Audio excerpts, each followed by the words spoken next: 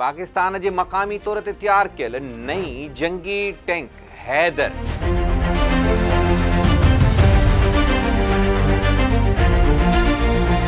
दुनिया जी हर क़ौम जदीद सामूंडी ऐं हवाई हथियारनि जे हुसूल लाइ जिदोजहद करे रही आहे। हर मुल्क वेढ़ जे नए चैलेंजनि खे मुंहुं ॾियण लाइ तैयार आहे। जेके मुल्क समुंड जी वॾी एराज़ी रखनि था उहे पंहिंजे नेवीअ जे लाइ जदीद जंगी जहाज़नि, रेडार्स ऐं आबदोज़ुनि हासिल करण जी कोशिशुनि में लॻा पिया आहिनि त साॻीअ तरह जदीद ऐं मज़बूत जंगी जहाज़ ऐं दिफ़ाई हवाई निज़ाम बि पंहिंजे फ़िज़ाई हदुनि खे महफ़ूज़ रखण लाइ ज़रूरी आहे।